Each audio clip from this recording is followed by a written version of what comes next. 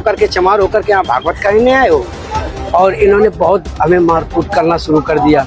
रात भर इन्होंने बहुत टॉर्चर किया सर, यहाँ तक कि हमारे बाल काट दे।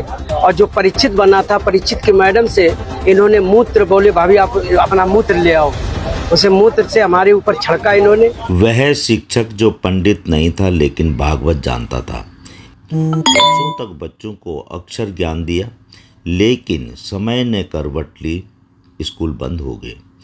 शिक्षा का दरवाज़ा बंद हुआ तो उसने धर्म का द्वार खटखटाया। उसने सोचा अगर पढ़ाया है तो अब सुनाऊंगा भागवत, राम कथा, गीता का सार, लेकिन समाज ने उसे सिर झुकाने पर मजबूर कर दिया। वो शिक्षक ब्राह्मण नहीं था, किसी अन्य जाति से था।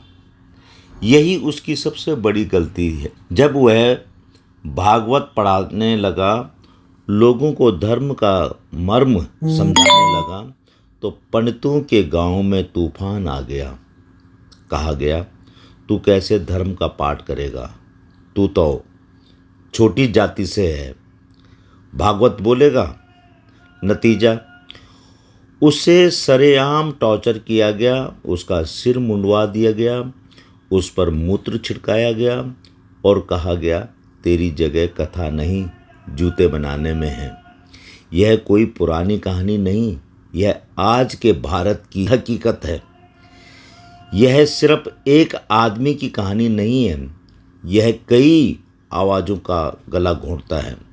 क्या धर्म केवल जन्म से तय होता है? क्या भागवत सुनाना सिर्फ ऊंची जातियों का अधिकार है?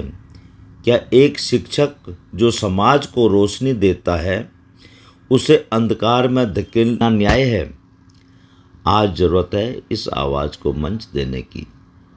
यह कहानी संघर्ष की है, यह कहानी जाति की है, यह कहानी जाति के खिलाफ ज्ञान की है, यह कहानी हर उस इंसान की है जो सवाल पूछता है क्यों ना हर किसी को भागवत सुनाने का हक है। मेरा नाम संत सिंह यादव है।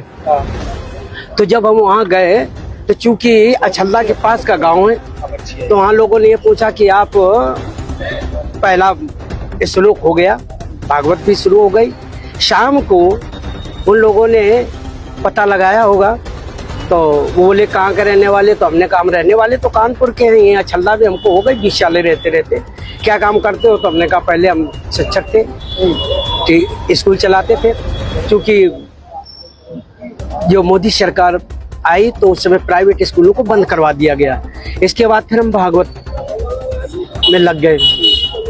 तो बोले कि तुम्हें पता चलता है कि चमार हो? हमने कहा हम चमार नहीं साहब, हम यादव हैं। तो बोले कि आरडी दिखाओ। तो हमने कहा आरडी तो हम लाए नहीं, आधार कार्ड। बोले कि तो हमने कहा नंबर ले लो हमारा, हमारे घर से पता लगा लो। तो इन्होंने नंबर लिया, हमारे बेटे से पूछा, तो बेटे का नाम जैसे आरडी में हमने क्लिक किया तो उसका नाम लिख के आ गया, राज यादव। इन्होंने कहा कि साले ये 103 देरी है यहाँ पे ब्राह्मणों के गांव में, तुम यादव होकर के, चमार होकर के यहाँ भागवत कहने आए हो। और इन्होंने बहुत हमें मारकूट करना शुरू कर दिया। रात भर इन्होंने बहुत टॉर्चर किया सर, यहाँ तक कि हमारे बाल काट दे। और जो परीक्षित बना था, परीक्षित की मैडम से इन्होंने मूत्र, बोले भाभी आप अपना मूत्र ले आओ, उसे मूत्र से हमारे ऊपर छिड़का इन्होंने। बोले ये अब पवित्र हो गए, ब्राह्मण के ये मूत्र तुम्हारे ऊपर पड़ गया, अब तुम पवित्र हो।